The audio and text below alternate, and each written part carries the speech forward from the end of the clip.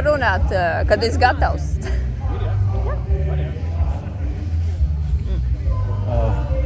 Labdien, kolēģi! Labdien, kas mūs klausās un kas mūs klausīsies šeit un vēlāk arī caur sociāliem. Tātad biedrība Jelgavas attīstībai atkal ir uzsākusi savu darbību jaunajā gadā, 2024. gadā, un šoreiz mēs atrodamies Rokskolas BJMK teritorijā, kur ir uzrīkota brīnišķīga ballīte. Un pateicoties Zanei un Endijam Roškalniem, šeit muzicēs, šeit tirgojās, šeit ir atrakcijas, šeit ir daudz kas interesants, un arī mēs, izmantojot šo brīnišķīgo iespēju, gribam nedaudz pastāstīt par sevi, gribam padalīties ar savām pārdomām par to, ko mēs darām, par to, ko mēs gribētu darīt, un iedrošināt arī citus darīt. Un obligāti jāpasaka, ka šis pasākums atkal notiek sadarbībā ar Sabiedrības integrācijas fondu, kas mums palīdz realizēt mūsu idejas un sasniegt daudz lielāku auditoriju, kuriem varētu interesēt mūsu aktivitātes. Tātad iepazīstināšu ar, precīzāk, viņi paši iepazīstinās mūsu biedrības biedri, es saku, jaunākie biedrības biedri ar sevi, un lūkšu pēc kārtas, tad ar Jevgeņijas, tādu īsu vizītkarti par sevi un sevi biedrībā, sevi Jelgavā. Sveiki, ja es nemaldos, tad biedrībā es esmu 2 gadus vai 3 darbojos, sabiedriski aktīvs jelgavnieks, kam viss darba mūs bija saistībā ar fondu lietām, bet ļoti interesē arī iesaistos pilsētvides plānošanā, vai diskusijās par pilsētu, par pilsētvidi un tā tālāk. Sadarbībā ar Jevgeņiju mums ir tapuši vairāki dokumenti, iesniegumi bija gan par autobusu iepirkumiem, bija par citiem iepirkumiem, arī par strateģisko plānojumu, kas ir bijis. Tad jau tu jau biji, un tad jau mēs strādājam kopā jau. Jā, tā ir. Evija, lūdzu. Evija, biedrībā laikam ir kādi 2 gadi. Laiks skrien, jā. Esmu dzimusi jelgavniece, dzīvoju Jelgavā un lielu daļu no savas dzīves arī esmu strādājusi un arī šobrīd strādāju Jelgavā. Skatoties sākotnējas biedrības aktivitātēm un to, kā viņiem veicās kopīgi depo lietā mums visiem labi zināmajā, es sapratu, ka laikam jau kopībā ir spēks un ir jāpievienojās, jo šādā veidā mēs varētu kaut kā mainīt to, kā tiek pieņemti lēmumi pilsētā. Mēs varētu panākt to, ka ieklausās arī iedzīvotājos, jelgavniekos, viņu viedoklī. Tāds man ir mērķis, lai ieklausās manī. Ja kas, tad mēs Revī piedalāmies Lielupas Palienu pļāvu dabas aizsardzības plānu izstrāde arī kā biedrības pārstāvi, kur, laikam, 2 sēdes bijuši, un tūlītās jau šonedēļ, nākamnedēļ jau būs nākamā jau, tā kā arī ļoti interesanta tēma, par ko iesaistīties. Uldis, lūdzu. Jā, mans vārds ir Uldis, arī dzimis audzis Jelgavā, šeit dzīvo ar mani bērni un ģimene, un arī biedrības darbības iedvesmots, izdomāju, ka jāpiedalās, jo, lai mūs uzklausītu, mums ir jārunā, un šis tas viens veids, kā mēs varam runāt un piedalīties, līdzdarboties. Domāju šeit arī turpmāk darboties, varbūt ne tik profesionāli kā pārējie dalībnieki, bet lai man arī uzklausa. Tā kā viss sākās ar sarunu un to, ka mēs sakam, ko mēs gribam un redzam, kā gribam, lai izstās mūsu pilsēta. Jā, Uldis aktīvi vienmēr ir viens no pirmajiem pēdējā laikā, kopš viņš ir iesaistījies, un uz viņu var paļauties un prieks, ka viņš ir pievienojies mums. Jā, Krišāni, lūdzu. Labdien visiem! sveiciens visiem pilsētas svētkos. Tās šajās dienās arī tad visus arī sveicien priecīgus svētkus labadienas vietā, kas ir brīnišķīgs laiks mums te. Saulains iekrits un jā, esmu laikam nesenākais no biedriem šajā lokā, šai biedrībā un varbūt jā, mans galvenais ieguldījums ir būt atbalstītājam un palīdzēt, kur vien varu, un arī mācīties, kā es varu darīt vairāk iedzīvotāju pārstāvniecības labā, bet tas, kas man visvairāk uzrunāja, arī piebiedroties šai biedrībai, bija tas, kad parādījās arī šī spēcīga balss iedzīvotājiem, un kuri domā par to un ir gatavi cīnīties par to, lai pilsēta veidotos visu interesēs un tiktu apskatīts arī citas perspektīvas nekā tikai tās, kas ir ierastas. Un jā, tā ir tā man galvenā motivācija šeit darboties. Es atceros, Krišāns mums novadīja vienu, varētu teikt, brainstormingu, brīnišķīgi, kaut kas tāds formāts, viņš ienesa mūsu kolektīvā tādu, kas līdz tam nebija bijis, ja, kas sapurināja, lika mums padomāt pašiem par sevi biedrībā, par tām vērtībām, kādām biedrībā vajadzētu būt, ja, un kā mēs varam labāk sasniegt. Jā, paldies par to, tas bija kaut kas jauns un ļoti interesants, tas, ko tu mums ienesi. Šodien tas bija, vai rudens pusē kaut kur tā bija. Jā, jā paldies, Krišān. Turpinot par vizītkartēm, parunāsim par Jelgavas vizītkarti, kā tā ir. Ja. Un droši vien, ka Jelgavu redz dažādi. Mēs redzam ikdienā, šeit dzīvojot, strādājot, esot, viesi redz savādāk. Kā jums šķiet, ja pirmkārt, kā jūs paši redzat Jelgavu, kādu jūs uzzīmētu šo Jelgavas vizītkarti, un kā jūs domājat, kā redz pilsētas viesi, kā mēs izskatāmies pasaulē pēc brīvas izvēles? Es varbūt tad arī sākšu, man rokās ir dotais mikrofons. Ir noteikti daudzas lietas, ar ko Jelgava ir centusies veidot to savu vizītkarti apzinātā veidā. Ir gan šis te varbūt hercogistiskāds mantojums, gan kā industriālā pilsēta ar ražošanu un arī no turisma viedokļa kaut kādā mērā atsvaidzinot šo te piekrasti, kas ir tās pirmās lietas, droši vien, ko pamana arī cilvēki no malas Jelgavā. Cik tas ir veiksmīgi izdevies, tas droši vien arī ir interesanti būtu pajautāt kādi citi cilvēkiem no malas. Un es domāju, ka tas kādu gribētos redzēt arī nākotnē Jelgavu, ir tas, kad man liekas, kad mēs redzam to šodien šeit, ir tas cilvēku kopība, kas veido tās seju. Ir šādi dabīgi no apakšas augoši pasākumi, kur veidojās saiknes starp cilvēkiem, kur satiekās cilvēki, atnāk, kur muzikantu vecāki, brāļi, māsas satiekās, un mēs pazīstam viens otru. Un tur rodās tās daudzās labās idejas, ko varētu darīt tālāk. Es redzu, ka tā vizītkartē no manas skatījuma, ko es gribētu dot savu artavu, lai tieši šis te raksturs, lai šī te sajūta būtu tas, kas būtu Jelgavas vizītkarte nākotnē. Ka tā ir vieta, kur rodās labas idejas, kur satiekās cilvēki un rodās lieliski pasākumi tā skaitā. Jā, paldies.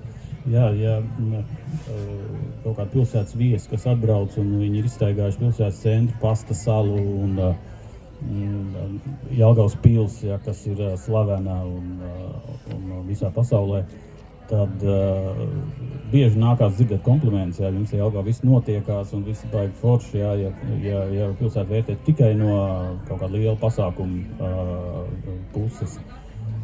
Bet mums dzīvojot ikdienā, mēs jau redzam arī to sēdz pusi, ja, kaut kur, ja, un tad kādreiz liekas, ka mēs esam varbūt pārāk paškritiski, ja, ka tad liekas, ka pagalma bedrēs, ka ielās sastrēgumi, tur varbūt grūtāk iziet, grūtāk izbraukt.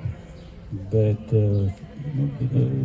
gan jau, ka katrā pilsētā ir sava fasāde un sava sēdz puse, ja, un, protams, gribās arī vispirms jau sakopt to fasādi. Ja, un, man liekas, ka Jelgavai tā fasāde ir, iebraucot iekšā, gana forša. Ir pils, ir pasta sala, tūlīt būs pilssala vaļā, atjaunota, ar tādu nelielu intrigu gribas redzēt, kas tur būs sanācis. Un, es domāju, ka tas potenciāls pilsētai ir milzīgs. Manuprāt, varbūt es esmu subjektīvs, droši jau, ka esmu subjektīvs, ja, ka tāds potenciāls nav nevienai Latvijas pilsētai un reti kurai varbūt Eiropas pilsētai. Un man tā kā liekas, ka gribētos, lai mēs skatītos plašāk, nebūtu tikai Latvijas mērogs, bet būtu plašāk šis Eiropas un pasaules mērogs. Tā kā tāpēc sākam, mēs esam šeit. Uldi. Jā, Krišān, lūdzu, gribēju kaut ko pieteikt. Es gribēju piebilst, jā, man liekas, ļoti vērtīgi ir, kad ir tā fasāde skaista, bet es teiksim, kad es domāju par ciemiņiem un kā redz mani, ir redzēt, lai es varu droši arī ieaicināt savās mājās. Nevis tikai mana priekšējā fasāde ir nokrāsota, bet jūtās labi un arī viesi jūtās labi pie manis. Un ne jau vienmēr tur jābūt ir visdārgākajam eiro remontam, lai justos labi. Un, jā, un tas tā cilvēcīgā un dabīgā daļa, kas ir šī attiecību daļa, ir tā, kas visvairāk man veido iespaidu par pilsētu, cik no to izdodās veidot.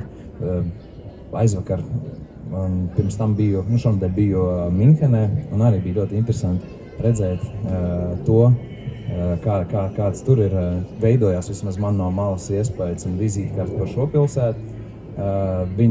Bavārija skaitās arī tāda kā noslēgtākā, varbūt Vācijas daļa sabiedrības ziņā. Viņi arī uzreiz tā neielaiž, tādā ziņā nedaudz līdzīgi mums šeit ziemeļos. Bet ir tik dzīve tā vide, kad tu esi īstajā vietā, kur cilvēki pieņem un satiekās. Tā es pašās, piemēram, alus zālēs. Tur cilvēki sēžās pie viena galdiņa pilnīgi nepazīstot viens otru un veidojas vakars un lieliskas sarunas. Un tam nevajag ne pili, nevajag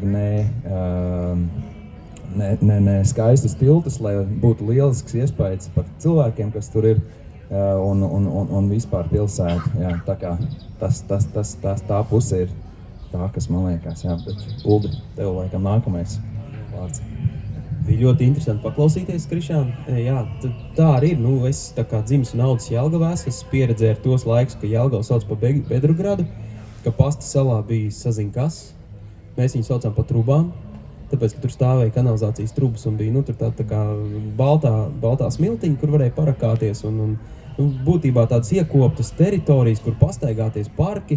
Visi viņi bija tādi tā kā dabiski veidojušies, kaut kur iemīt stacijas, tāda bija Jelgava. Un mana māma atcerās, ka viņi sāka šeit strādāt, viņa teica, briesmīgi pilsēta bijusi savā laikā, tāda industriāla, tas saucamais eho vai ni, visu laiku, ko piesauc pa bedrēniem ceļiem. Kopš tiem laikiem ir daudz, kas gāja uz labo pusi, tā kā pateikt, ka visi slikti, fasāde ļoti skaista, Jelgava noteikti ārpuses, tā kā mūsu viesiem asociējās ar smilšu skulptūru festivālu, ar ledus skulptūru festivālu, piena svētkiem, piena medus svētkiem, ar kādu koncertu, kad tāpat prāt Vētrika uzstājās.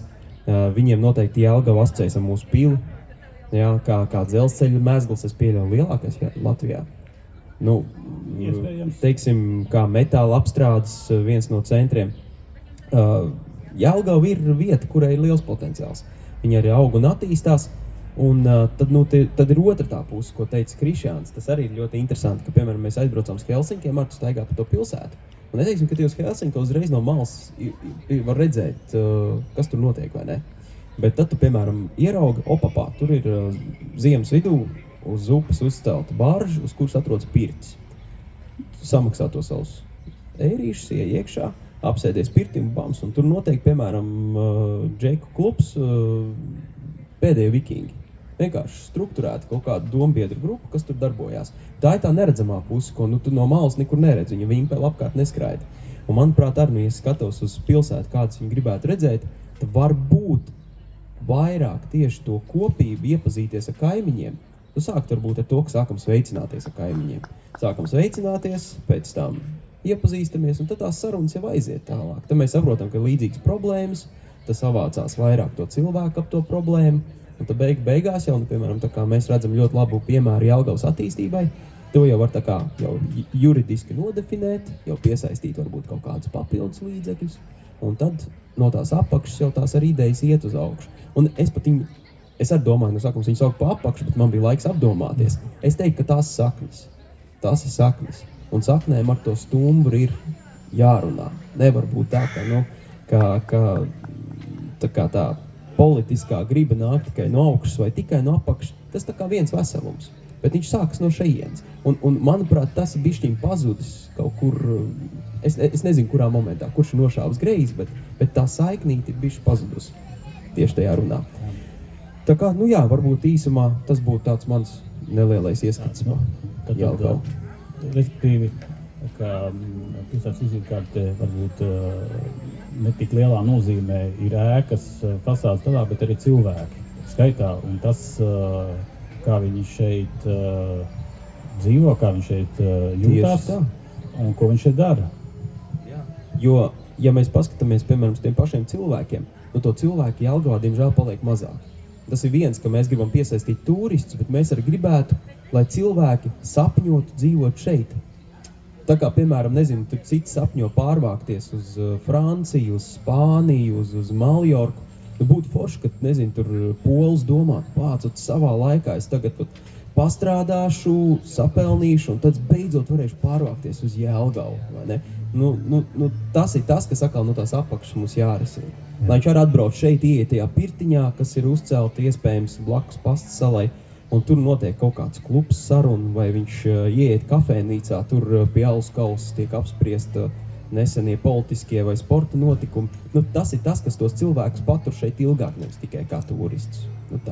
Tas Paldies, Uldi. Jā, tu tagad vārīgā tēmā man trāpīja, jo mans sapnis un liekas tā ir misija darīt visu, kas ir manos spēkos, lai tieši tāda Jelgava arī būtu, ja, lai cilvēki sapņotu šeit dzīvot un lai mēs būtu tāda Eiropas pilsēta, ja, kur patiešām cilvēki var labi justies, var pietiekami labi izglītoties un var sev realizēt.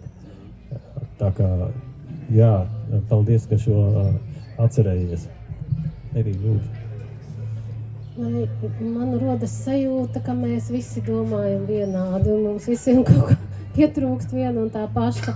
Ja es varētu jaunu lozungu pilsētai dot, es teiktu Jelgava Jelgavniekiem vai pilsēta Jelgavniekiem. Pietrūkst tā, ka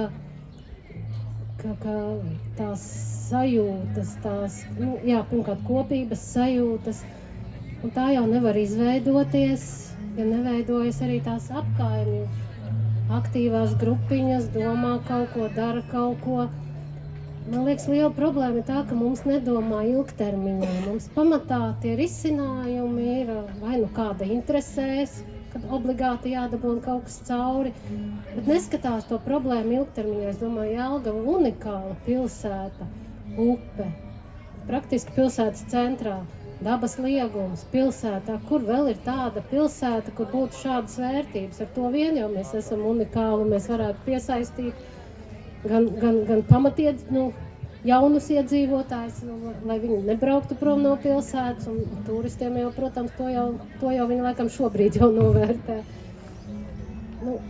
Gribētu teikt, ka pazudusi saikne, mēs esam atrauti jelgavnieki no tiem, kas pieņem tos lēmumus, un neizdodas tā komunikācija. Pat esmu mēģinājusi, un viens no maniem mērķiem iestājoties biedrībā ir iespējams, ka šādi kopā mums izdotos labāk.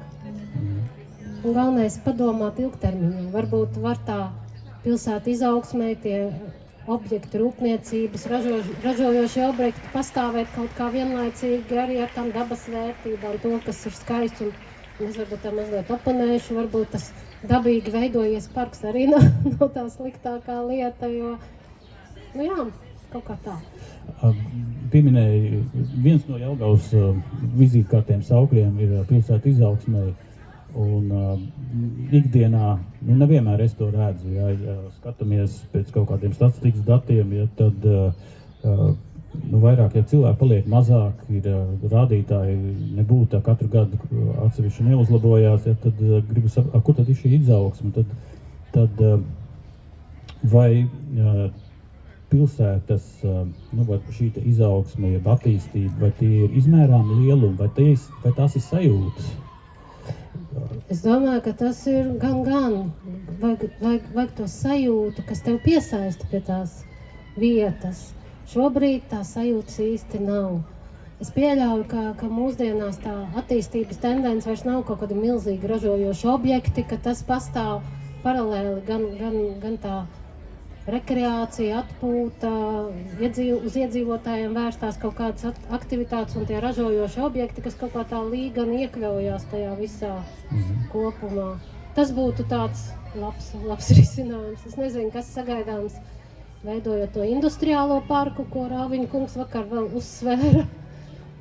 Nezinu, kā tas iekļausies kopā ar tām dabas pamatnes teritorijām, turpat kaut kur, vai tas atkal ir kaut kāds skatījums ilgtermiņā uz to risinājumu, to es nezinu. Man šeit arī, diemžēl, ka nav viena brīnuma nūjiņa, kas varētu atrisināt visu. Neviens industriālais parks vai arī šī te pilsala, kas tagad būs, vai kaut kāds viens konkrēts objekts ar virziens nevar atrisināt visas Jelgavas problēmas. Ka tie ir tādi daudz mazi ķieģelīši, un tur jābūt milzīgai pacietībai. Man varbūt kādu laiku atpakaļ jau likās, ka visi daudz vienkāršāk. Bet būtībā jāstrādā ir konsekventi. Pirmkārt, jābūt vīzijai, kā man šķiet. Ja? Mēs tagad uzzīmējam savu Jelgavu un tagad pie tā arī strādājam. Soli pa soliņu, ķieģelīts pie ķieģelīša. Un tad, ja mums labi veiksies, mūsu bērni dzīvos tajā Jelgavā, kuru mēs būsim būvējuši. Un tad viņi varēs teikt, tie vecie taču neko nejēdz.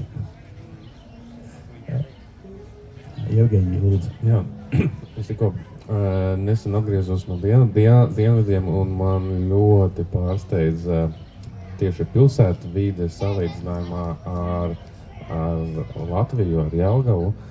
Un es gribētu teikt, ka mēs esam tā kārtīgi gaismas gadus uz priekšu dienvidiem, jo es eju tur pa ielu un es redzu, ka tur ne tikai gājējiem nav kur iet, ja, tur ne riteņbraucējiem, ne gājējiem, nekā tur ir ceļš uztaisīts vienā virzienā un ar to pietiek. Un tas ir centrālais pilsētas, liels pilsētas ceļš, kur nav paredzēta nekāda infrastruktūra.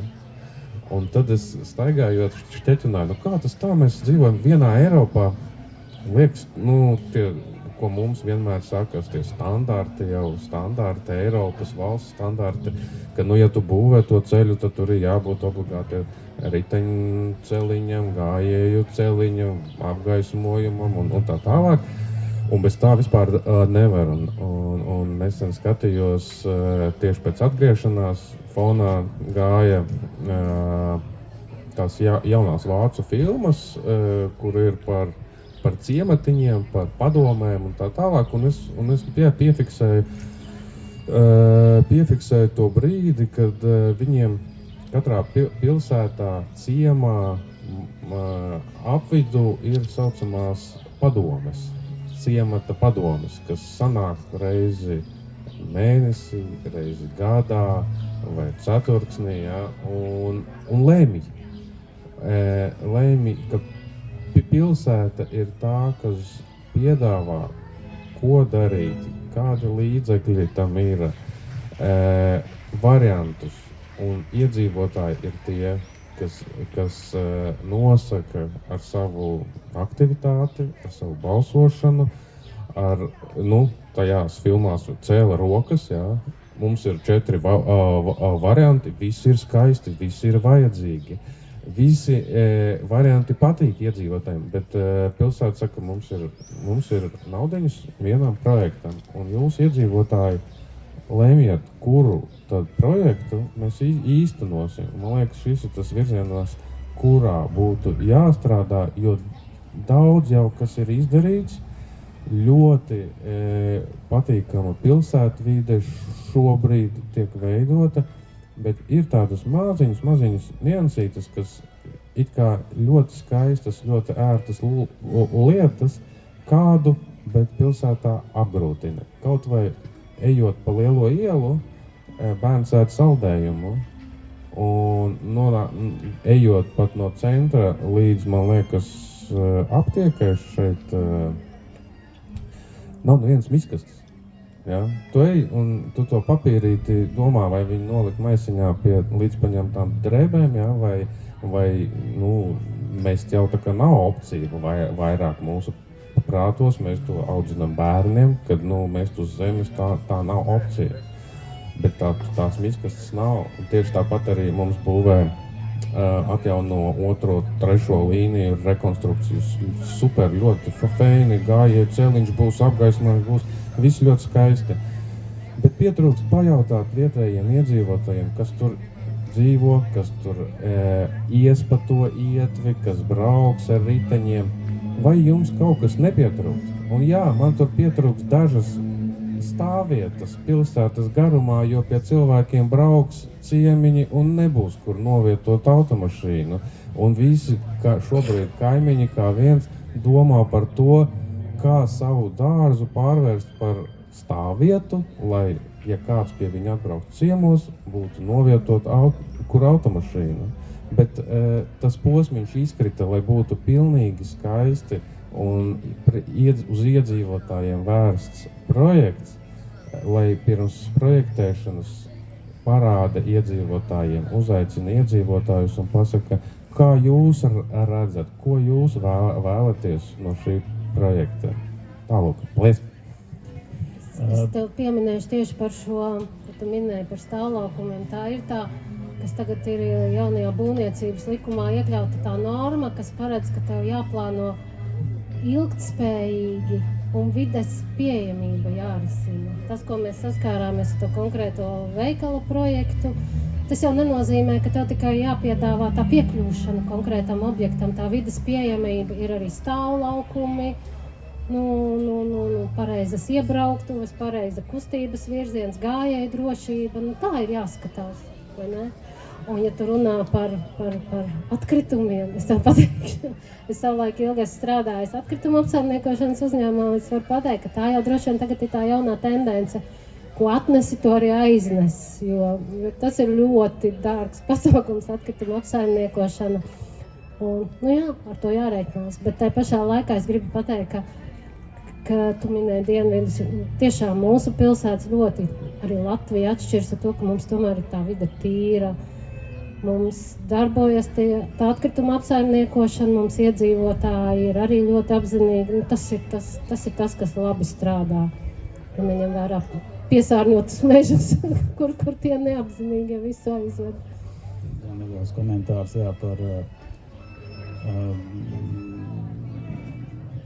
par infrastruktūru, par dienvidiem vai kā, bet mēs tā kā, vismaz es tā priekš sevi esmu uzstādījis, ka tas mērķis, kam vajadzētu līdzināties, tā ir kā Skandināvija. Ja mēs tā kā tuvāk esam, viņiem dzīvesveids ir tuvāks, un pirms Latvijas okupācijas mēs bijām, var teikt, vienādos apstākļos un vienādā tādā attīstības līmenī, varbūt pat bijām kaut kur pārāk par to. Un par tiem 50 nelaimīgiem gadiem mēs esam krietni kā sabiedrība degradējusies, es domāju, jo labākie prāti tika pazudināti un iepludināti šeit visādi laimes meklētāji. Un tad mēs tagad saņemam to, kas ar mums ir noticis. Bet salīdzinot, varbūt ne ar dienvidu valstīm, bet, piemēram, ar Skandināviju, ar Dāniju, ar Kopenhāgenu, runājot par velo infrastruktūru, tad pirmais gāja veloceliņš. Viņiem, ja nemaldos, var kļūdīties par 5 gadiem, tad pirmais tika radīts 1895. gadā pilsētā. Tad apzināta velo infrastruktūras attīstība sākās 1962. gadā. Un šobrīd viņi panākuši, šajās dienās viņi panākuši pasaules velosipēdistu galvaspilsētas titulu. Viņi pie tā ir, var teikt, ir profesionāli, kā mums šajā jomā mums bija iespēja tur būt, un patiešām ar velosipēdu Kopenhāgenā ir ļoti ērti nokļūt jebkur pieņemamā laikā, un to cilvēku izmanto ļoti daudz pārsvarā, un, teiksim, kā rādītājs tas varētu būt, ka Kopenhāgena pēc izmēriem ir tikai nedaudz lielāka par Jelgavu pēc platības. Cilvēki tur ir vairāk kā 10 reizes vairāk, un tur nav sastrēguma. Liekas absurds, jā. Tur pagalmos nestāv automašīnas. Tur šis jautājums kā tāds nepastāv. Jā. Tur pagalmi ir priekš bērniem, priekš iedzīvotājiem, kur atpūsties, kur pavadīt brīvo laiku. Un būtībā tās automašīnas nav tik liela nepieciešamība. Viņas neaizņem dzīves telpu tik ļoti. Es tā kā priekš šeit es iedomājies, ka tas būtu tas veids, kā kurā virzienā mums attīstīties. Jo viss liecina par to, ka pārvietošanās paradumu maiņa tūlīt kaut kur sāksies. Es domāju, pēc gadiem 10 vairs nevarēs atļauties tik lepni braukāt ar autiņiem, kā mēs šobrīd esam pieraduši. Ka mums vienkārši dzīvi piespiedīs izvēlēties vai sabiedrisko transportu, vai velotransportu, ja kādu citu, bet pārvietoties mums noteikti mēs būsim spiesti pārvietoties daudz mazāk ar savu privāto automašīnu. Varbūt kā nākamo es gribētu ar jums parunāt par šo motivāciju. Jūs jau pieminējāt, par ko iesaistīties, kas jūs mudina iesaistīties biedrībā, bet kas būtu tas, ko jūs gribētu panākt, par ko jums nākotnē vai nebūtu jāsarakst varbūt savu bērnu priekšā, jebkur, kur jūs varētu paši sev uzsist uz pleca, jā, es to izdarīju, es to panācu, es tur pieliku roku vai tikai pirkstu, lai šis notiktu. Jā, lūdzu, Krišjān. Man laikam ir divi šobrīd tādi galvenās lietas, ko es ceru un vēlos ļoti panākt. Viens ir veidot kaut kādu kopienas sajūtu tajā apkaimē, kur es dzīvoju. Mans tas izaicinājums lielais laikam tas, ka tas ir privātmāju tāds rajons, kur pēc dabas cilvēki jau ir ļoti pašpietiekami lielā mērā, varbūt noslēgtāk.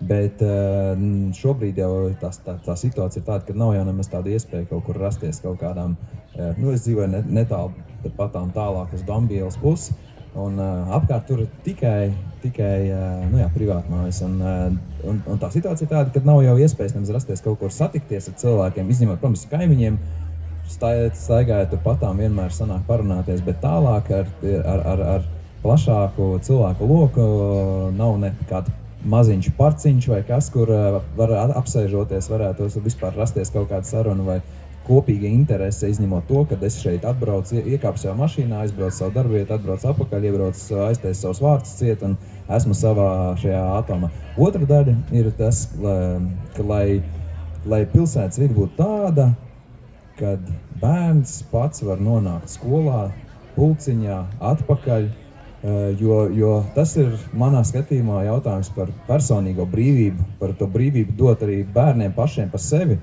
rīkoties, un tas nevar notikt bez drošības. Un nevar tagad es ar drošu sirdi palaist bērnu, un lai tiec galā pats un cīnies, un lielākā daļa izdzīvos. un paļauties uz to, bet tā ir runa arī par iekļaujošu pilsētu vidi, par to, ja tur cilvēks tiek bērns, tiks arī kāda māmiņa ar ratiņiem, tur, kur jātiek, vai ar sabiedrisko transportu, vai runa ir par velo, tas nav svarīgi, tas ir tikai metodas jautājums. Un droši var aiziet ar kājām, piemēram, kaut vai šeit pat piekļūstot, ka cilvēks zina, ka te ir teritorija kaut kāda, bet ejot ar kājām, es varēšu iziet ātrāk cauri, iziet pa tiem vārtiņiem tur, un lai ir tās priekšrocības tieši ar velo pārvietojoties un ar kājām. Nevis visur nonākt tikai ar auto ir vislabākais, ērtākais, drošākais veids. Tas neveido sabiedrību tādu, kurā es gribu, kādu es to gribētu, jo, piemēram, ar velo braucot, es dzirdu blakus te pa ceļam, kā skolā mēģina arī kaut kādu dziedāšanas priekšnesumu, un tas liek man domāt, te ir kaut kāds tāda lieta notiekās. Tas rada tev saikni gan ar cilvēkiem apkārt. Ātri pabraucot garām, es neesmu paspējuši savu kaimiņu pasveicināt, nesadzirdēt, ne savos, ne sajust tās problēmas, kas ir apkārt. Tas ir, man liekas, viena puse ir tas, ka mēs atomizējamies katrs savā pasaulē caur telefonu ekrāniem, un otrs ir tas, ka arī auto ir daļa no tā, kad mēs katrs ieslēdzamies savā kapsulā, dzīvojam savu nošķirtu dzīvi un palaižam garām ļoti daudz kā vērtību. Jā, tās divas puses ir viens veidot apkaimē un arī plašāk pilsētā šo te transporta un savienojamības jautājums. Jā, manuprāt, ka tas viens no kritērijiem ir, kas varētu būt, ja tu vari, pieņemsim 10-12 gadīgi bērni palaist vienu skolu droši un sagaidīt viņu mājās, ja, ka tas ir panākts, ja, tad jā, tas ir tas, ja, kas ir vajadzīgs un tas ir ļoti būtisks rādītājs, jo es zinu, ka man meita gāja skolā, ja, tad nebūtu tā nebija, ja, ka es viņu ļoti ilgi vadāju, viņa gāja uz skolu un gāja apakaļ. To var redzēt arī šobrīd, cik pie skolām daudz no rītiem ir automašīnas, cik vecāki pieved pie pašām durvīm, grib pievest pie pavisam tuvu. Ne jau tāpēc, ka tas bērns tur nevarēs pats aiziet, ja, bet viņi grib būt droši, ka viņš no tās vietas, kur viņš izlaidīs laukā, ka līdz skolas durvīm viņš tiks sveiks un vesels. Ja, un turpat arī viņš sagaidīs viņu. Ja, un, protams, tā mēs baitamies par bērniem, ja, jo, diemžēl, tā pilsētas vide ir diezgan strauja. Mēs redzam, kāda satiksme ielās, un mēs uztraucamies ja, par to, un kāpēc dzīvot vienā stresā, vienkāršāk ir aizbraukt to bērnu apstāt pie skolas durvīm, un pie skolas durvīm arī paņemt. Ja, bet tādā veidā, kā tu minēji, mēs zaudējam šo saikni ar vidi. Ar socializācijas iespējas mēs zaudējām. Mēs pilsētu redzam tikai no automašīnas loga. Un līdz ar to tā mēs daudz ko zaudējam, un mēs nevaram, mums šķiet, ka tā jau kļūst par normu. Tā kā, jā, šis ir viens ļoti būtisks kritērijs, manuprāt. Man liekas, ka ne tikai uz to sociālo mēs zaudējam, bet tas runa ir arī par produktivitāti. Ja cilvēkam jābūt taksistam, mātei vai tēvam, vadājot pusi dienas, tas nozīmē, ka nevar arī sevi realizēt. Un mēs te daudz tēmas aizskaram par turismu, par vidi un tā, bet mums ir jāspēj būt produktīviem. Un tā ir daļa arī no tā. Jā. Lielā mērā Krišjāns jau tā kā iezīmē arī man to mērķi un ar ko es gribētu palapoties. Viena lieta, kā tu, Jāni, minēji, sākt celt no maziem ķieģelīšiem, pirmais sākt sveicināties ar kaimiņiem, saprast, kas dzīvo uz manas ielas, tālāk sākt runāties ar viņiem, pastīties, uzklausīt viņus, kādas viņu problēmas, un tālāk jau mēģināt iezīmēt tās vadlīnijas, kas tad mūsu to privātmāju rajoniņu varētu padarīt skaistāku mūsu pašiem dzīvošanai. Tas būtu pirmais, un to es jau varu darīt šodien, ejot mājās no šī pasākuma. Nākamais, jā, īstenībā tā mobilitāte, tā ir problēma. Varbūt to tā ikdienā neredz, bet tur es saskatu divas lietas. Tas var būt mans mērķis. Īstenībā tas ļoti forši, kā tu iezīmē 12-gadīgs bērns, pats var autonomi pārvietoties pa Jelgavu. Droši. Un es jau mierīgu sirdi gaidu viņu mājās un ne pa ko nesatraucos. Kas pietrūkst? Nu, mēs, piemēram, kādreiz šokēts bija, kad atbrauc pie manas draugi no Itālijas, un viņi staigā pa māju apavos. Un man tas liekas, tas ir nekulturāli, nu kā tā var staigāt pa māju apavos? Bet tad tu skaties, ka tās Itālijas pilsētas, viņas visur ir cietais ceļu segums. Un pie viņiem nav tāda netīrība. Tagad iztēlosimies šo pagalmu, oktobrī. Kāds būs mans kājas, ka šitien aiziešu līdz tai savai mājas, viņš negrib to netīrību nest iekšā. Un tas ir viens iemesls, kāpēc izvēlos iekāpt tajā savā mašīnā no savu bruģi, izbraukt cauri tai netīrībai, savākt to bērnu, izbraukt atkal cauri tai netīrībai, fiks ieskriet savā sētā, aiztaisīt ciet. Un kas pazūd tajā visā? Man jau to apkārt vidi vairs nevajag, jo tas pa vidi tā kā portāls. Es ielecu tajā mašīnā, tur iekšā ir tīrs, tur skan mūzika, viss kārtībā, aiz loga tur puķi lidot un apakalips notikt, vai ne? Es iebraucu savā sētā, kā es esmu drošībā. Nu, un tā tam nevajadzētu būt. Būtu jābūt tā, ka es gribu iziet cauri. Nu, tā kā es gribētu iet labāk ar kājām. Jo es tagad redzu pēc manas sieva, viņa strādā Jelgavas pilī, es dzīvoju Jēkabīlā tāpat blakus. Un viņi izvēlās iet ar kājām, jo tomēr viņi var iziet pa tīrību, sausumu, ziemā, vasarā un viss ļoti forši. Bet, piemēram, ja skatās no tavām mājām nokļūt, tur nav ne gājēji ceļi, pirmkārtām tā mašīna brauc tik tālu no tā bērna, kas iet, vai ne? Un nedod Dievs, viņš ir ieracies tajā telefonā un neredz tas braucējs, vai ne? Tā kā jā, laikam jā, tās divas lietas. Viens ir pašam aktīvi darboties, lai tas dialogs attīstās un veidojās, un tālāk, jo tas dialogs tad, tā kā iziet tautiņās, agri vai vēlu, ja tie cilvēki sāk aktīvi runāties, kā atrodos es šeit Jelgavas attīstībai pievienojies, tu sāc tā kā meklēt tos veidus, kā tu vari ar dombiedriem turpināt, komunicēt, un kā tu vari to savu ideju mēģināt izbīdīt. Otrs, jā, radīt to pilsētu, kur tu gribi iet ar kājām un braukt ar riteni. Jā, laikam tas var būt otrs mērķis. Paldies, Krišāna, par ideju. Jā, tad tas ir kaut kāds arī laikam, pirmkārt jau, laikam mums tā iegājas latvieši, tā viensētnieku tauta, ka mēs, mana māja, mana pils, un tā ir mūsu mentalitāte, tāda mēs esam, bet, es saprotu, ka mums jābūt atvērtākiem, jāmāk sadarboties. Un viens no šiem, pieminot, ka tu kādreiz dzīvoji 12-stāvīgajās mājā, un es dzīvoju daudz dzīvoju mājā, un man tas šķiet pieņemamāk, tad es saprotu, ka tā droši vien tā latviešu daba liedz visiem vienoties kaut vai šī savas mājas, savas dzīves vietas sakopšanai, kaut vai tai nosiltināšanai, cik grūti Jelgava ar šo te iešūpojās. Ozolnieki jau gandrīz bija visi nosiltināti, bet mēs vēl joprojām kašķējāmies, nevarējām vienoties. Laikam tas tā kā ir no tā nāves punkta, tā kā ir izkustējies, ir notiekās Jelgavā šis jau process diezgan aktīvi un prieks par to. Es zinu, ka mūsu mājai, lai nosiltinātu, tur bija milzīgs kaujas jāizcīna, bet es ceru, ka nākamais posms, tas ir pagalma labiekārtošana, kaut vai pieminētie atkrituma apsaimniekošanas, tie atkrituma būrīši, mēs redzam, cik kāda vide paliek, pēc tam, kad šis atkrituma būrītis tiek uzlikts un kad katram ir kaut kāds identifikācijas čips, lai varētu izmest savus atkritumus. Tas jau atkal ir komunikācijas savstarpējās un vienošanās jautājums, un tās ir atkal izmaksas. Tas ir komunikācija, tā ir prast vienoties kopēji mērķa labā. Un arī par to, ka saprotot, ka tas banālais atkrituma būrītis, tas ietaupa mūsu naudu. Diezgan daudz tā starpība. Bet sākotnēji kaut kas ir jāiegulda, vai ne? Salīdzinoši jau, protams, ka tas ir jāiegulda, protams, ka tas pie tā rēķina klāt, bet praksē tas viennozīmīgi attaisnos, jo, piemēram, ja runāju par mājas siltināšanu, to es noteikti zinu, ka mums bija siltuma apkuras rēķini, pirms siltināšanas bija daudz lielāki, nekā pēc siltuma apkums rēķini plus aizdevuma tie procenti, tie bija daudz mazāk nekā pirms, tā kā iegūms jau bija uzreiz pēc šī darba paveikšanas.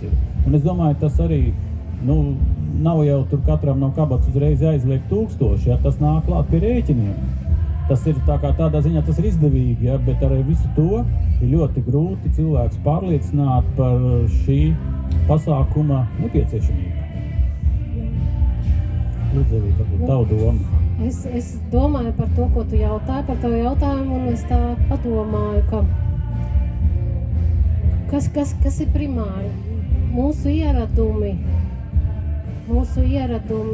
nosaka to pilsētvidi, to kāda viņa ir, vai mainot savus ieradumus, mēs mainīsim to vidi, vai pretēji, vai teiksim, izmainot kaut ko vidē, mēs mainīsimies. Tā kā tas pieļauj, ka nav tik vienkārši jautājums. Ka... Jā, man bija kādreiz tāda doma, izkristalizējās, ka vide veido cilvēku, un cilvēks veido vidi. Tā ir tāda sinerģija, tāds aburtais loks ir, ja, un to var redzēt, ka sakoptā vidē, ja ir tīrs un tur cilvēki nemēslo.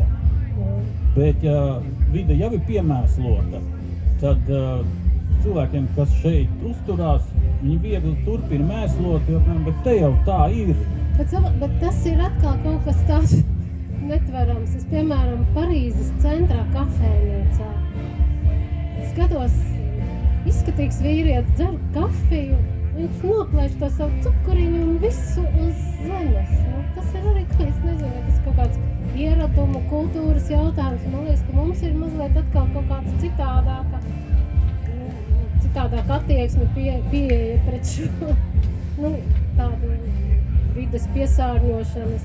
Es nerunāju par tām situācijām, kad ar furgāniem ved un izgāž mežā, ja, bet varbūt tieši tas mēs katrs vienmēr esam centušies to savu vidi tomēr sakurt, un tie viensētnieki. Tu pieminēji par to mežu piemēslošanu. Pagājušo gadu man bija iespēja būt Somijā, un tur pie katra nelielā ciematiņa apkārt, tur ļoti daudz mežu ir. Un pie katra ciematiņa viņiem ir arī slēpošanas trasa apgaismots, tā kā pie mums šeit Ozolniekos tāds, viņiem pie katriem Somijas ozolniekiem ir šāds slēpošanas trasa, tur ir daudz ezeri, tur pie ezera ir peldvietas, jeb stāvvietas, ir būdiņas uzceltas, ir slēdzamas, neslēdzamas, kur var palikt pa nakti. Un arī tas palika prātā, kad gar šiem te celiņiem mēs izstaigājamies, man izvadāja, parādīja arī šajās pieturu vietās un atpūtas vietās nav atkritumu. Tur ir atkritumu tvertnes, jā, un ja kādam kas metams, viņš izmeš šajās atkritumu tvertnēs. Un runājot ar tiem somiem, viņi saka, mums jau tik labi nekad arī vienmēr nav bijis. Kaut kā līdz 60 gadiem mums tāpat mēsloja mežā, bet tad bija vienojās par tādu politiku, ja, ka mēs tagad gribam par vidas tīrību, par mežu tīrību. Un veica virkni pasākums, ja, lai šo vīziju realizētu. Un šobrīd, jau ir 60 gadi pagājuši, varbūt tas ir daudz ātrāk, jo, protams, realizējies ir noticis, ja, tur ir pasakaini meži, pasakainas atpūtas vietas, un tur nav mēslu mežā. Laiks, iespējams, jā, iespējams paradumu maiņa, attieksmes. Sabiedrības attīstība. Arī, tad pārējot pie tā jautājuma par sevi, maniem mērķiem, es tā nevaru nodefinēt. Es gribu teikt, ka līdz šim es esmu par tiem mazajiem ķieģelīšiem kaut ko tur mēģinājis rušināties, kaut ko celt, kaut kas ir izdevies, kaut kas nē. Bet tas, ko es gribētu, tieši to pilsētvidi mājīgu, iekļaujošu tādu, ka gribas iziet no tās mājas. Bet es īsti nevaru pateikt, kā to sasniegt. Es tiešām nezinu. Bet varbūt tie ir šādas mazas vietiņas, mazi notikumi. Ja, piemēram, lielveikala vietā, ko plāno upes krastā celt, es redzu tādu kā kultūras attīstības centru ar mazu skatuvīti, mazu kinozālīti, biblioteku, kafejnīcu, terasi, kur var iziet skatīties uz upi. Es tur neredzu lielveikalu, bet kādam, kāds to plāno savādāk. Un man liekas, ka tas nav tā ilgtermiņā. To es gribētu mainīt. To skatu tādu ilgtspējīgu un ilgtermiņā. Bet es nezinu, kā man tas var izdoties. Varbūt mums kopā ar ķieģelīšiem. Jā, protams, jā, ka viens nav karotājs, un ja katrs pa ķieģelītim, tad var tādu pili uzbūvēt, ka prieks. Bet tu pieminēji, jā, ka, piemēram, vai pat katrs sev varbūt mēs varam uzdot jautājumu, kur Jelgavā var aiziet daudzdzīvokļu māju, nevis privātu māju iedzīvotāji, bet daudzdzīvokļu māju iedzīvotāji aiziet un, piemēram, ko tai uztver gaļu. Tieši Kur tā. piknikā, kurā vietā var aiziet atpūsties tādā, ja, nestiepjot līdzi, nepērkot pats savu grīlu, ja, nestiepjot līdzi, varbūt tur malkas pagals, ja, tur maisu, ja. Kur tas ir izdarāms? Redz, šeit jau tu gandrīz vai atbildi par to, ka iekārtotas, labi iekārtotas kaut kādas atpūtas vietas, upes krastā ar visu nepieciešamo. Viņas jau ļoti labi var sadzīvot arī ar to liegumu, kas tur ir apkārt, vai ne? Jā, nu cerēsim, ka Pilssalā tagad jaunajā projektā mēs par to drīz varēsim pārliecināties, vai kaut kas tāds būs paredzēts, jo tā vieta par to, ka runas bija šī te projekta tapšanas laikā. Bet ir jau tāda lieta, ja, kā līdzlības budžets, kur ar savu ideju mēs varam startēt un pilsēta iekļaut savos finansēšanas plānos, ja, un pilsēta arī uzbūvē, ja ir pietiekami daudz līdzīgi domājošu cilvēku, ja mēs varam vienoties un uzvarēt šai sacensībā par šo finansējumu katru gadu, tad, man liekas, iepriekš jau tagad bija laikam 30,000 bija, un es ceru, ka šī summa, un šīs arī laikam pēc likumdošanas jau ir obligāts pasākums, būs katru gadu kaut kāds noteikts procents no pilsētas budžeta būs jānovirza šiem mērķiem. Tā kā... Te redzi, ko mēs uzreiz varēsim runāt tagad lieguma sanāksmē par šādu atpūtas vietu nepieciešamību upes krastā. Nu, kā šur tur Latvijas valsts meži ir ierīkojuši šīs atpūtas vietas, tāds, kur var cilvēki atkārt automašīnu, var aiziet, nezinu, sēņot, ogot, peldēties, un ir vismaz kāds galdiņš, kur var apsēsties, vai soliņi. Es tā kā strādāju tagad Latvijas valsts mežos, es varu pateikt, cik tas ir šausmīgi grūti uzturēt šīs vietas. Jā.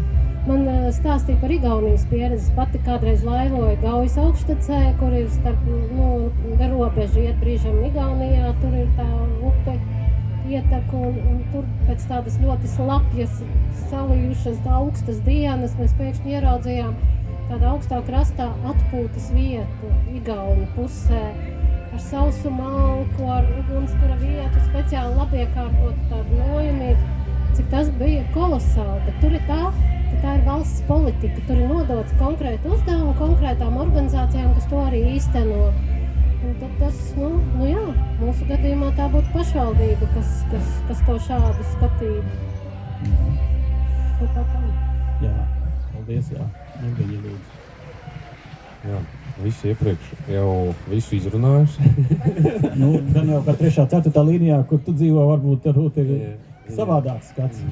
Nē, skats jau ir tas pats, un es gribētu varbūt atgriezties pie frāzes, ko tu pateici pašā sākumā, ka mums tie 50 nolādētie gadi ir mūs nolikuši tur, kur mēs šobrīd esam un ar ko mums ir jācīnās.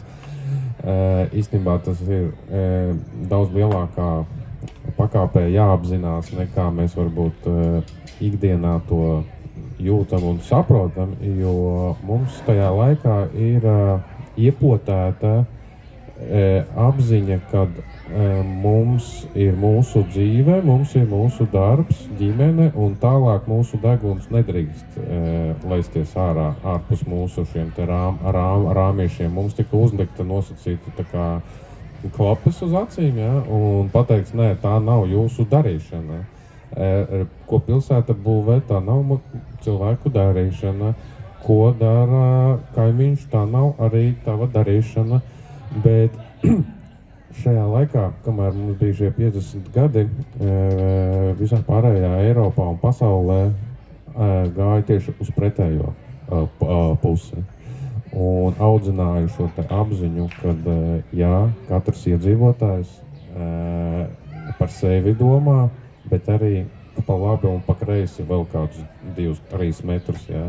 Un varbūt, ka pa pilsētu. Un mums šo te apziņu ļoti grūti panākt, it sevišķi, ja, teiksim, pilsēta kā iestāde apzināti neveido šo te diskusiju, šo saikni. Un piesauktās daudzdzīvokļu mājas siltināšanas projekti ir ļoti labs piemērs tam, kā cilvēki Viņi negrib vienoties, viņi saka, tas ir dārgi. Citi saka, ka mūsu mūžam jau tas pietiksies, jā. Un paiet 2 nedēļas, un viņa mājā nobrūk stāvots ar ūdeni. Un visa māja, dēļ dažiem cilvēkiem, kas saka, manam mūžam jau pietiks, bet nepietika. Ūdens beidzās visā mājā, dēļ tevis, jā, dēļ tiem dažiem cilvēkiem, beidzās ūdens visai mājai. Un, lai to izdarītu, ir jāmaksā 2 reizes vairāk, lai tas būtu ātri un lai tas būtu tikai stāvvats. Šobrīd tās mājas, kas to dara aktīvi, viņi to dara plānu veidā, viņi ņem kredītus izdevīgus, viņi piesaista Eiropas līdzekļus un viņi to dara daudz lētāk. Un daudz lētāk nekā viņi to būtu darījuši pēkšņi.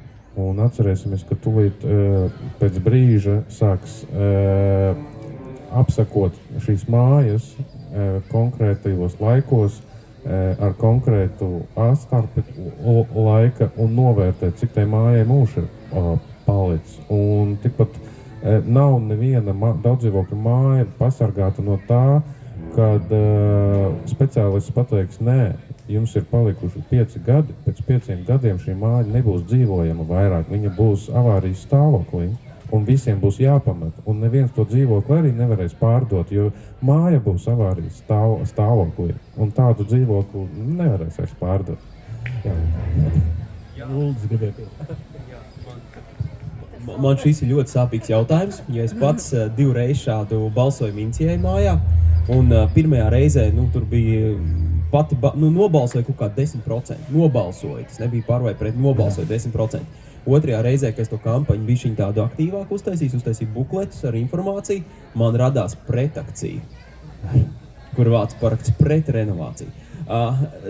Tur ir arī nopietnāka lieta. Tas, ka, manuprāt, ka tajā mājas siltināšanā šitā ir tā vieta, kur būtu jāiesaistās vairāk tieši valstī. Jo pašlaik sanāk, kas to, ko saka Jevgeņijs, tā arī būs. Pēc kādiem 20 gadiem būs mājas, 5-stāveni, pat 1, 2, 3 Latvijā, kurām pateiks, cilvēki ļoti atvainojos, pēc 5 gadiem jums jāizvācās no šejienes ārā. Kas notiks? Visas šīs sērijas mājas paliks pilnīgi nelikvīdas. Viņas vairs nevarēs. Tas nozīmē, ka viņas visas paliek nelikvīdas. Tajā momentā tas ir tā kā atombumbas sprādziens Latvijā. Kādam būs tie cilvēki kaut kur jāizmitina, un tas tāpat nonāks valsts redzes lokā un valsts budžetā, bet tikai šoreiz nekontrolēt un pilnīgi sprādzienveidīgi, jo viņas viss ir uzbūvēts 1 gados. Līdz ar to, jā, es gribēju savus 5 kapeikas pielikt pie šī jautājuma, jo šis, manuprāt, ir tāda lieta, kas var nogremdēt valsti, un tas ir ļoti, ļoti ātri jārisina. Jā, atvainojos. Jā, Uldi, es tev pilnīgi piekrītu, tā ir tāda tēma, labāk mazam nesākt, jo tur ļoti, ja tie, kas dzīvo daudz dzīvokļu namos, kur būvēt 60. un 70. gados, jā, tad ziniet, ka viņu nominālais eksploatācijas laiks jau ir beidzies. Tā siltināšana, jeb renovācija, viņi var pagarināt to, bet tad, kad būvēja šīs mājas, tad tā ideja bija, ka viņi jābūvē 50 gadiem, jo ne labāk, ne kvalitatīvāk, bet 50 gadiem, jo pēc 50 gadiem būs komunisms, un tad jau viss būs ok. Bet Jevgeņijs droši vien zinās vislabāk. Viņš ar Eiropas fondiem strādā, jo šobrīd arī šie renovācijas projekti ir ar Eiropas finansējumu. Tas nozīmē, ka faktiski mēs vienojoties par šo savas mājas renovāciju, mēs samaksājam nosacīt puscenu. Mēs par puscenu varam uzlabot savu īpašumu. Un arī šis arguments bieži vien nenostrādā, lai varētu pārliecināt nam iedzīvotājus par šiem te darbiem. Tā skaitā arī par iekšpagalviem, kas varētu būt. Ja? Cik ilgi, Jevgeņi, tu varbūt labāk zinās, vislabāk no mums šī Eiropas nauda vēl būs pieejama šiem te projektiem? Precīzi es nezināšu, bet noteikti varu teikt, ka vēl vismaz pāris gadus noteikti būs. Es gribētu ticēt, ka vēl arī gadus 5, bet vēl ir ļoti liels apstākļus, ir cik daudziem naudas pietiks.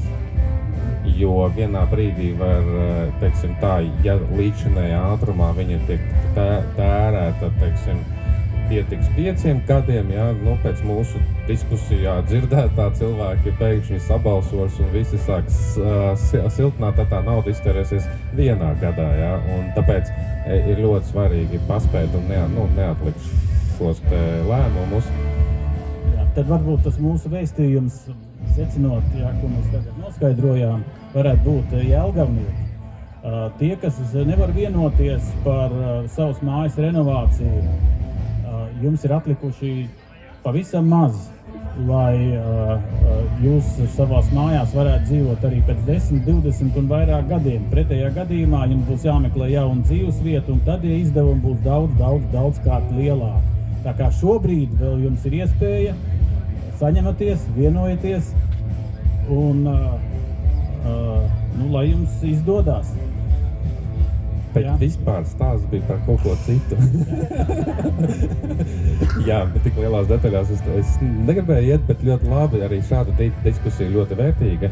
Bet es gribēju bišķi pārlikt un pateikt, cik liels lepnums ir šiem pašiem iedzīvotājiem, kas iepriekš balsoja pret vai bija vienaldzīgi, ka tā māja tiek norenovēta, kad kāpņu telpa ir smuka, tīra, mājas fasāde ir sakopta, mājas pagalms ir sakopts, durvis ir tīras, ka tev nav ar salvetīti jātaisa kāpņu telpas durvis vaļā, kad viss šis tiek sakopts, tad šie paši iedzīvotāji ar lepnumu iet ārā no savām mājām, no savas daudzdzīvokļu mājas.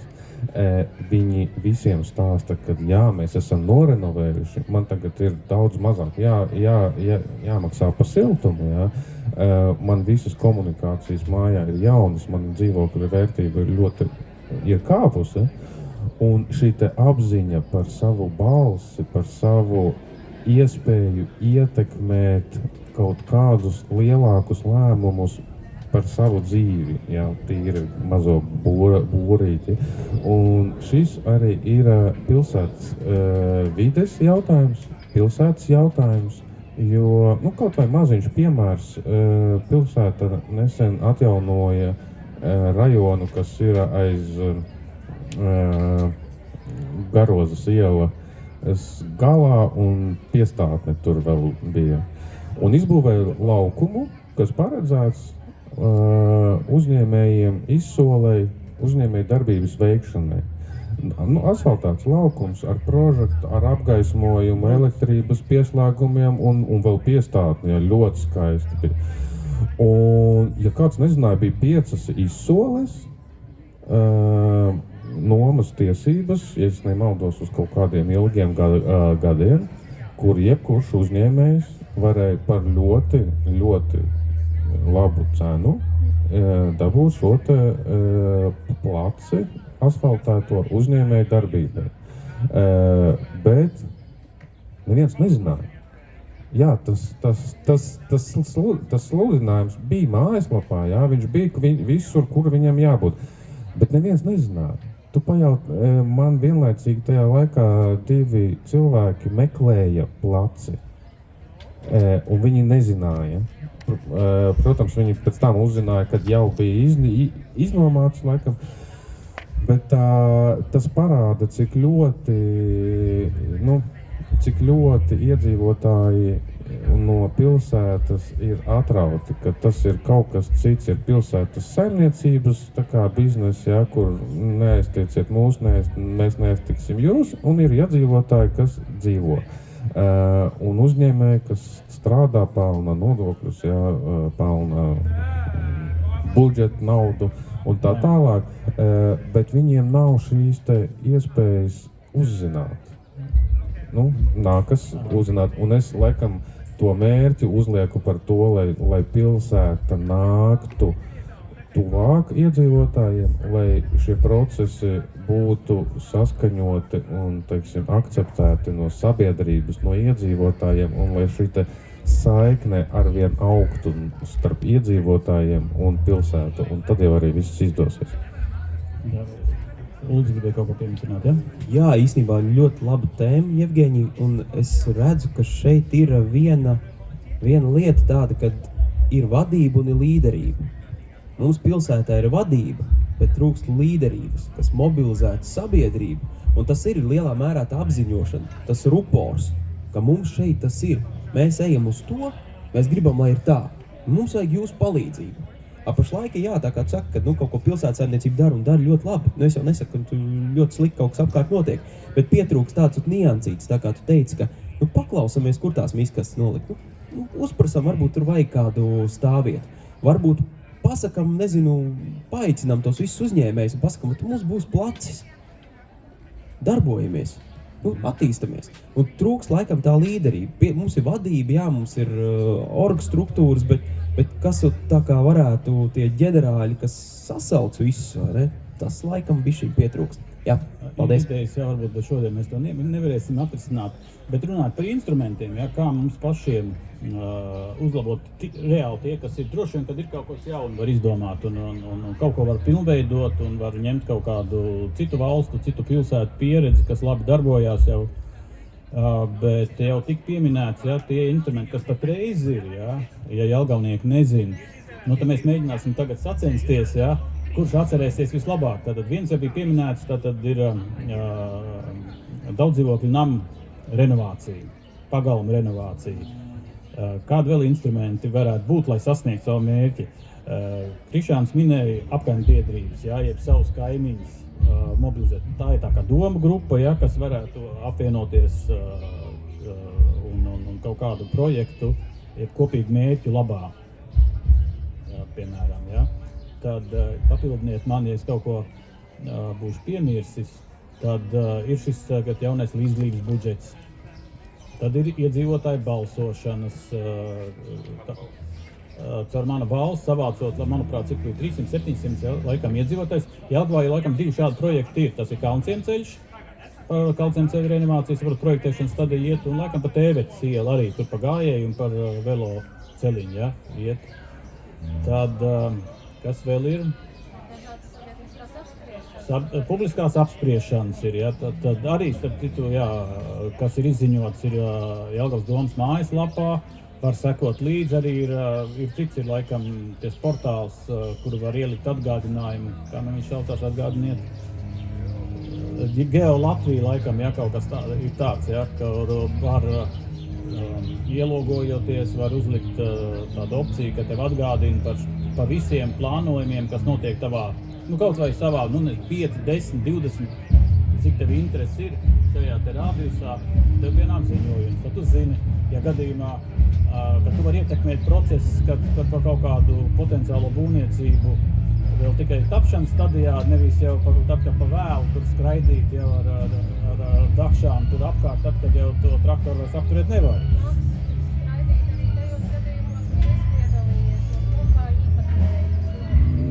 Ir, jā, nekas nav perfekts, jā, protams, es piekrītu, jā, kāda vēl, kurš atcerās, kāda vēl ir šie te instrumenti, publiskās apspriešanas, iedzīvotāju padomas, tā kā varētu būt. Vēl ir, var balotēties par deputātu, iet politikā.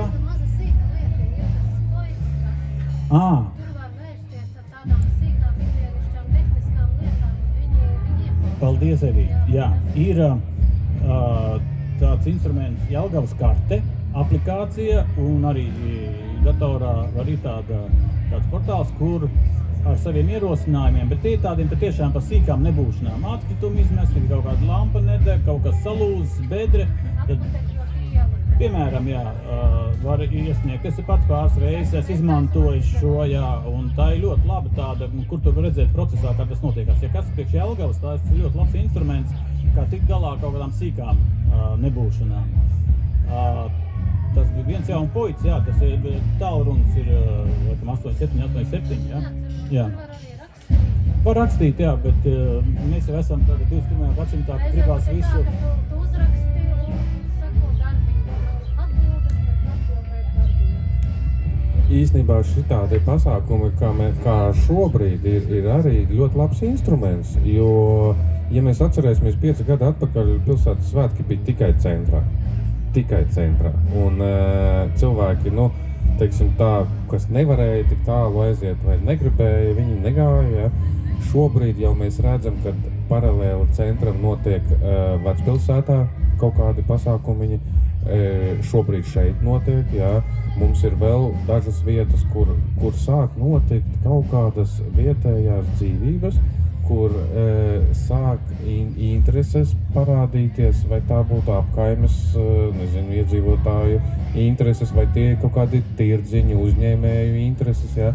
Bet sāk parādīties šie te mazie spotiņi, jā, kā viņu sauc, kur kaut kas sāk notikt ārpus centra, un tas ir ļoti labs instruments, kur cilvēkiem iepazīt viens otru tuvumā dzīvojošos, kur sāk notikt kaut kas ar kultūru, ar izklaides saistīts, un es novēlētu, laikam, lai šādi pasākumi ar vien ietu plašumā, lai kaut kādi mazie koncertiņi notiek ārpus centrā, ārpus Mītavas koncertzāles, ja, kaut kur. Tie var būt īsāki, mazāki, formāti dažādi, bet lai viņi būtu ārpus centra, lai katram būtu iespēja, kaut kas notiek, davai aiziešu, apskatīšos, ja. Tur kāds cep gaļu, tur kāds kaut ko tirgo, ja. Kaut kādas spēles notiek, šī pasākuma ļoti ļauj iepazīt kaimiņus, cilvēkus un tā tālāk. Jā, starp citu, tu gan labi atceries, ja, ka mēs gatavojām priekšlikumus par ilgspējīgas attīstības stratēģijas tā plāna izstrādē. Tad šāda veida pasākumus mēs arī minējām, ka tie būtu jāatbalsta un jāmudina rīkot apkaimēs, respektīvi daudz mazāk mēroga, ne tikai kā lielos festivālus, kāds šobrīd varbūt patiešām, kas notiek centrā vai smilšu kultūras, ledus kultūras un tā tālāk, kas vairāk tikai dod šo varbūt pienesumu pašam centram, ja, bet tieši šādi. Un jāsaka, šī mājas un pagalma saimnieki Zane un Endijs, nelasot mūsu priekšlikumus strateģiskajā plānojumā, ir patstāvīgi nonākuši pie šādas atziņas, ka tas ir svētīgi darīt un viņiem ir brīnišķīga vieta, un es ceru, ka viņi attīstīsies turpmāk un šādi pasākumi būs ļoti laba tradīcija, kur sanākt, kur jauniešiem uzspēlēt un parādīt, ko viņi iemācījušies jauniešu rokskolā, un parādīt sev, paskatīties uz citiem, pakomunicēt, atpūsties, jā, pavadīt ļoti labu laiku, tā kā šī brīnišķīga ideja, un es domāju, ka mums visiem vajadzētu censties atbalstīt šo un pilsētā, ja tā skaitā, atbalstīt šādu veidu pasākumus, maziņus, miniatūras, vienas dienas pasākums, 2 dienas vai vairs nav svarīgi, bet tā, kur var cilvēki sanāk kopā socializēties, lai ieraugtu savu kaimiņu, lai var parunāt par neko un arī par būtisko, kur var vienoties par arī savus mazās dzimtenes, par savu pagalmu attīstību labāk. Uldi, tu gribēji kaut ko vēl pieminēt? Ja? Nē, mikrofons nejauši nonāca pie mans šoreiz. Es gribēju piebilst, jā, ir ļoti, ļoti vērtīgi par tieši instrumentiem, kā mums katram rīkoties. Un, man liekas, arī viens no tiem, ko tu pieminēji, ir arī politiskā puse tam visam. Ir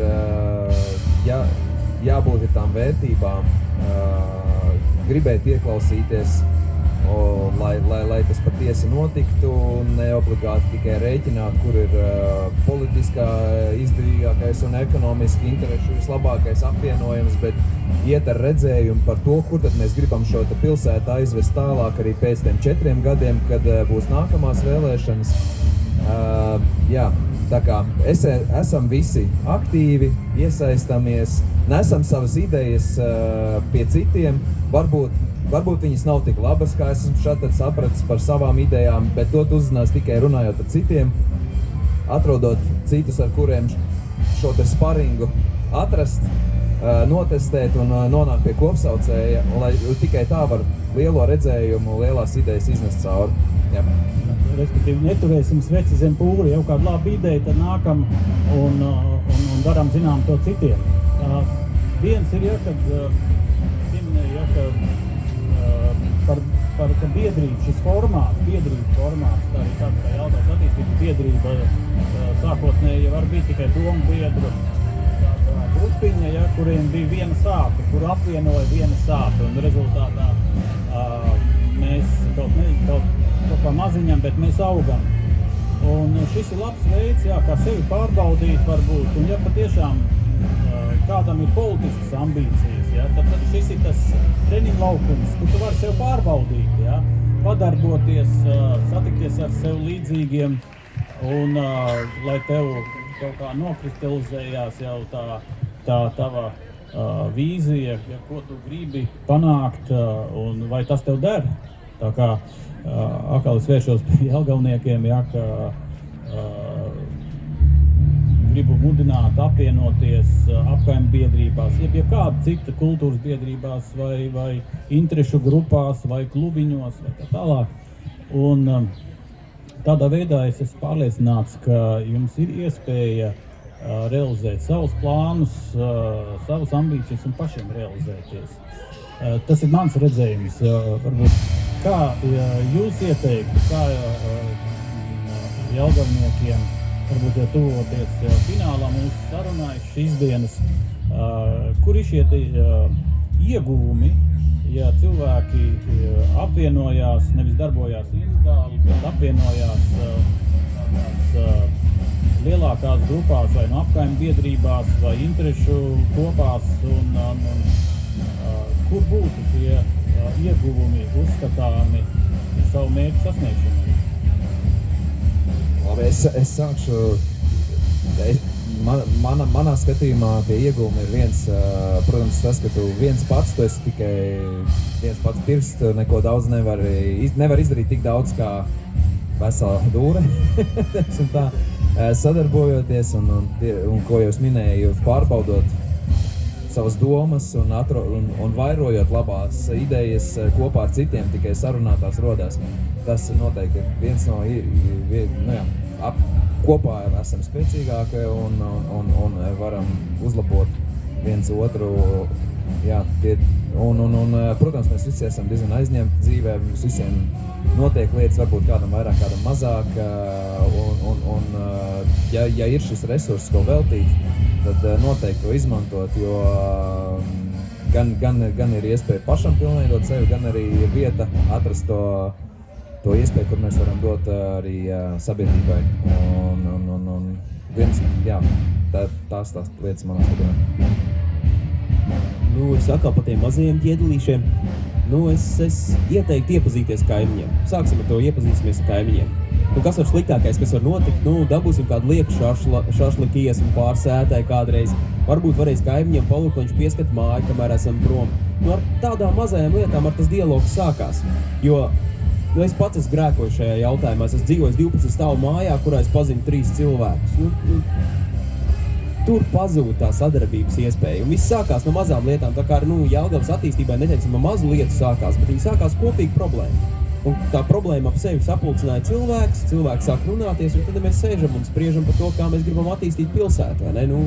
Diezgan tas ir eskalējis, vai ne? Tā kā sāksim iepazīsimies kaimiņiem. Sāksim sveicināties. Sveicinamies, jā. Man liekas, ka apvienojoties, mēs varam būt kompetentāki. Mēs varam būt kompetentāki, jo katram ir savas prasmes, savas iemaņas, ko likt lietā. Mēs varam plašāk, dziļāk paskatīties uz to, jo mums katram ir savu kaut kāda ideja, savs kaut kāds redzējums, un kopā saliekot varbūt sanāk kaut kas super ideāls, vai ne? Tā. Jā, un es papildinot iepriekš visus teiktos novēlējumus, es laikam teiktu, vai tie aktīvākie un tie spējīgākie, bieži vien tie ir uzņēmēji, uzņemtos to līderību kaut vai savā apkārtnē, kaut kādu mazu, labu, foršu lietiņu izdarīt blakus savam uzņēmumam, blakus savai mājai, jo aizbraucot uz Eiropu, bieži vien pārsteidz, ka tas uzņēmējs uzliek uz ielas kādu, piemēram, vasarā es redzēju, kas smīdzina to ūdens puteklīti, ja?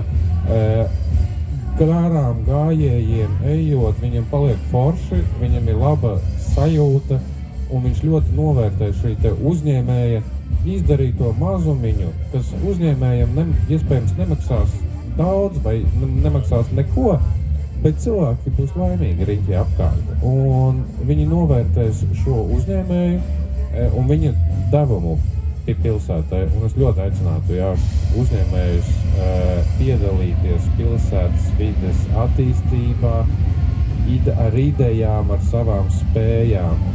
Ja vajag, var griezties arī pie mums galā. Mēs zinām, kur tālāk iet, kā iet, palīdzēsim ar idejām, ar savām zināšanām un tā tālāk, jo tikai no mums tas viss ir atkarīgs. Paldies, Evgenija, paldies, kolēģi, ka jūs radāt laiku šai brīnišķīgajā svētdienas dienā atnākt uz šo skaisto vietu, atgādināšu Asar iela 1 Jelgavā, BMK klubiņš. Var dzirdēt tur, kā šīs rokskolas audzēkņi tur muzicē. Es ceru, ka šī nav beidzamā reize, un mums novēlējums būtu jelgavniekiem neturēt sveci zem pūra. Ja ir ideja, ja ir doma, arī ja ir šaubas, nākat, runājat ar kaimiņiem, vispirms jau sveicinamies ar kaimiņiem, iepazīstam, kas ir mūsu kaimiņi, meklējam dombiedrus kaimiņu vidū, apvienojamies apkaimju biedrībās, domu grupās, vai vienkārši klubiņos un mēģinām kopā darīt savu pilsētu labāku. Neviens cits to mūsu vietā nedarīs. Ciklinietieši nebrauks, diemžēl. Tā kā viss ir mūsu pašu rokās, pat iedalītim, bet būvējam. Paldies visiem, kas piedalījās, paldies jelgavnieki un uz redzēšanos nākamajos projektos.